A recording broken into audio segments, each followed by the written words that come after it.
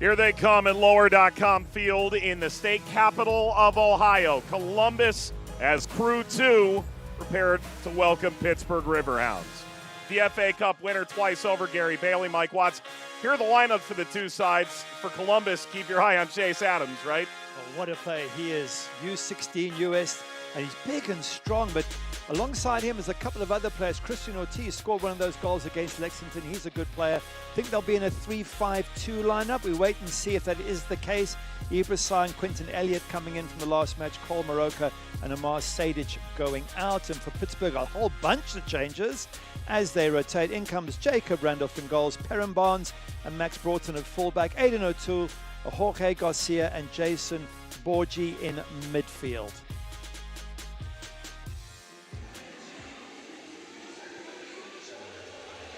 One of the great nights in Riverhounds history was knocking off Columbus in the 2023 Open Cup. That got airtime on ESPN, if it gives you any idea. The Lamar Hunt U.S. Open Cup moves on to the third round. It is Pittsburgh taking on Columbus Crew2. It's Crew2 seeking a second successive cup set after knocking out Lexington. It is the 2025 debut in the tournament for Pittsburgh.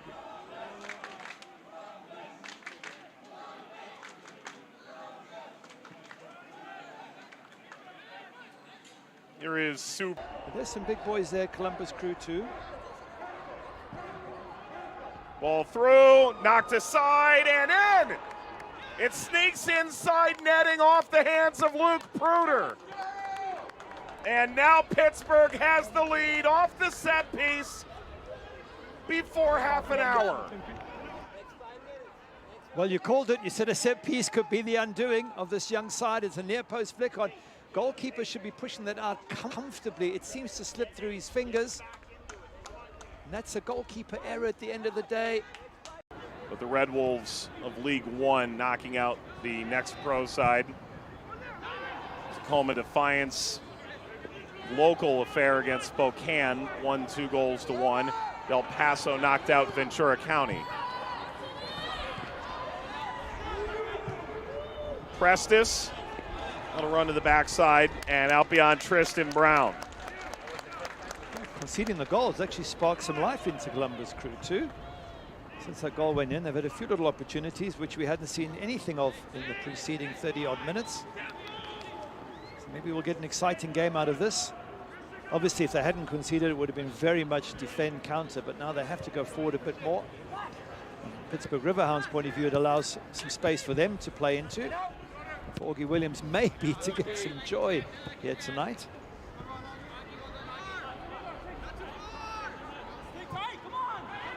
Yeah, I'll have one, thank you. Looked like he was trying to share.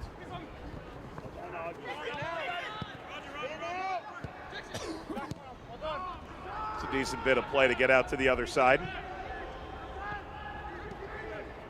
Here's Griffin, the goal scorer. Through now, Augie Williams. Williams, that's denied. Pruder slides it out.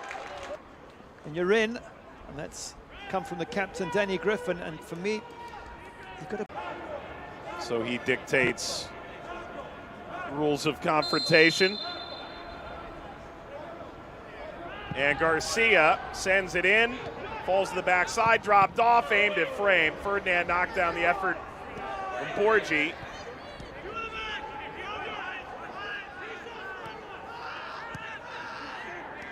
Barnes. Sean Suber. Deflects side, chance to counter. Played 16 games there. Is actually injured to start 2024. So he landed with an NPSL side, Grove United.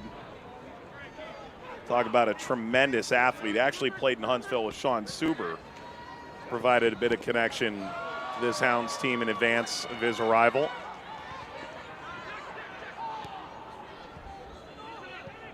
Pittsburgh would love to add another before the break. And conversely, you could say, here comes Chris Rogers, the very opposite in mind. Is there one more chance here for Columbus before halftime? Big diagonal ball Elliott. Elliott dicing, crossing. Clearance comes high. Rincon. Lovely little bit of skill from Elliott to beat his man on that right-hand side. And there is halftime. So Pittsburgh with the lead on the set piece. Good enough for the moment. If it is level, we would go to extra time, then penalties. On to the second half here in Columbus. The bit of positive flair. They're giving Pittsburgh a few problems here.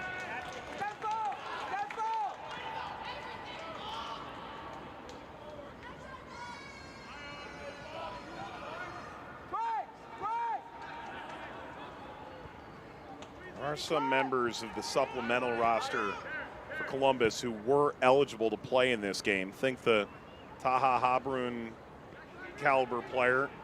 They've decided to go with the exact same starting 11 as they did their last next pro game against Crown Legacy. Holloway and Adu Giamfi should feature prominently, one would imagine, the Crew2 season as well. They've played this straight up, and they are in fact starting to find their land legs a bit. Sai and Rincon helped to take it away. Here's Holloway. And now Rincon. 9 years in Spain in the Espanyol Academy. Came to NCFC in League One for a couple of years, then joined Crew2. Born in Bogota. Time in Spain, then in New Jersey. And here comes Pittsburgh gliding forward the other way. That'll land just shy of the concourse from Borgi. A decent chance for Borgi to at least work the goalkeeper. Again, we come back to that old adage about strikers. Point number one, hit the target, and then we'll worry about whether it was straight or whether it had enough power. I don't think that sort of shot's going to impress Bob Liddy to the point that he wants to start Jason Borgi. So maybe he can, in the next 30 minutes or so, find a better strike to impress the coach. Borgi's been on the come up now for about 5 years. Went from American in the Patriot League, won the title there, to Rutgers, where he won the Big Ten, the second team all conference. The last year at Villanova, his first team all Big East. Ball shuffled through by Rogers. Over to Alloway. Whittles out of pressure. Prestis putting it wide. Into Alloway now. Leading touch. Alloway unloads, and Randolph down to make the stop. And Columbus is likely off the XG Schneid. Nice touch, nice feet this young Alloway's got. Just sort of cushions the ball, gets it exactly where he needs the shot whilst it was accurate and on target, which is good. Just didn't quite have the power to get past Jacob Randolph. Ball through, good first touch by Adams. Adams trying to slip that through, and a nefarious touch by the Pittsburgh defense. Sai pitchforks ahead. Adu Giamfi. Alloway.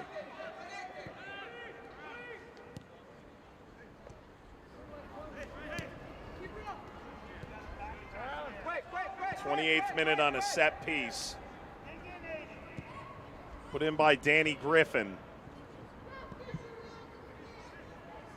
Pittsburgh ahead at the hour mark. Bounce back in play. Belongs to Garcia. As quick as he had it, it's gone. Sai was calling for it top of the area. Step back through Prestis. Finagled down the line. Launched across, past Alloway. Randolph pops it into the air. Randolph comes out and punches. Adams took it. Deflects away from him. Lob back into the penalty area at the spot, trying to get a shot away. That's denied. Still chasing after it, Brown. He can get no closer. Wow. And Williams holds up play. And now Pittsburgh out on the run, although Ferdinand blows that up. Here's Williams on the other end. Ferdinand. Close to that. I haven't any idea what you're talking about, Gary. Yeah, try that on a cold day in Manchester and see what it feels like. Now that's experience.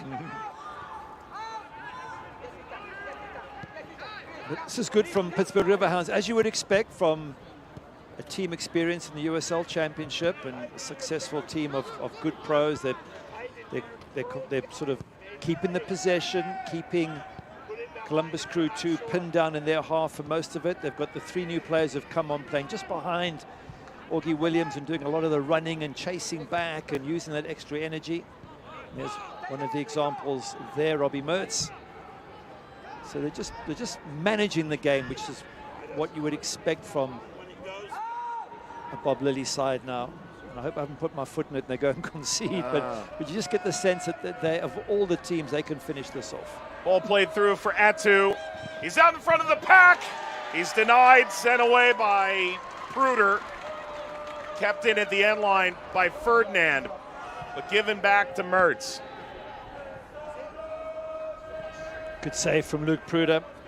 Such a pity the goal, you know, if that goal is the one that separates the 2 teams, he'll look back and go, that was my error, and you know what, don't know what happened. I mean, we all make mistakes where the ball slips through our hand, but you don't want to do it and it be the only goal in a cup match, but that's the way it's looking at this moment. He'll be hoping, beyond hope, that his team can equalize.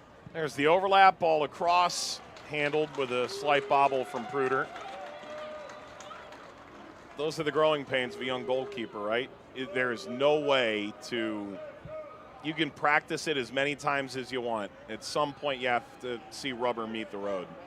Yeah, you have to sort of keep your head when you get blamed, even though he's made a couple of good saves.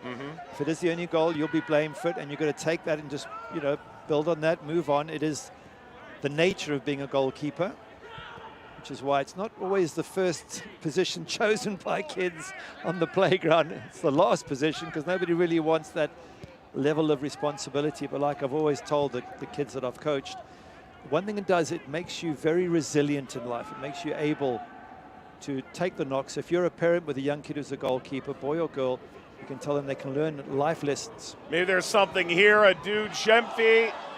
And oh, that late kick out, Randolph able to recover it. Not just him, Chase Adams here, as it pops out there. That's the one that could have gone in the back of the net. Came very quickly back to Chase Adams. Abdul Giamfi's put the goalkeeper under pressure, not able to hold it. But Crew 2 trailing since the 28th minute now. Elsewhere, Portland and Rhode Island have kicked off. Doesn't get easier here for Pittsburgh. They go on the road to Loudoun, at Detroit. They'd host North Carolina, then the next round of the Open Cup. Then they go to Louisville and Colorado Springs before they host the reigning Eastern Conference champion, Rhode Island. They hope they can see that next round. Here's Adams. Adams touches over. Randolph was caught out. Alloway putting it wide. But deflected. He's saying that his shot was on target. Chase Adams is the one who lines that up, and it does look like he gets tackled. It was a very good tackle from Perrin Barnes at the crucial moment. Have a look just there. He just toe pokes it away before the youngster can get his shot off. Still a plenty to get the one goal they need to send it to extra time. Deflects off Williams.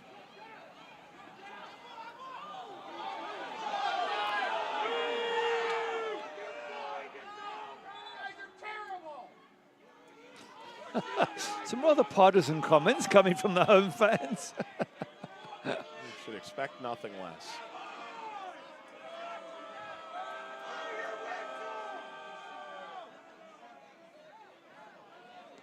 A little confusion there on the throw. Adams.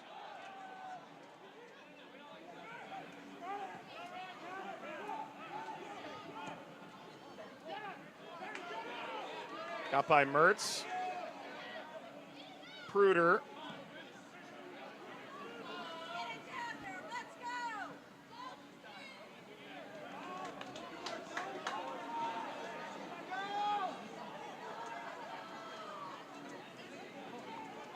Sai. Ball knocked back, and Williams will run it down. Off the deflection. Williams runs in. Williams, ball bobbled. Mertz after it, saved away from the top of the 6. So here's this Augie Williams chance. Now have a look in the middle as it expands out. Robbie Mertz is on his own. There he is, on his own. Just square the ball to him. It's a tap-in. Header back in that Walty can retain. And charges toward Rogers. Prestis runs this down. And there was a chance for Augie Williams just to square the ball to Robbie Mertz. He was unmarked. It would have been the second goal, game over, and he went on his own. Just don't think that was the right decision from Augie Williams. I know he's on his own and he hasn't had many chances, but this was the perfect opportunity to kill off Columbus Crew2, and they haven't taken it, and they might still regret that moment.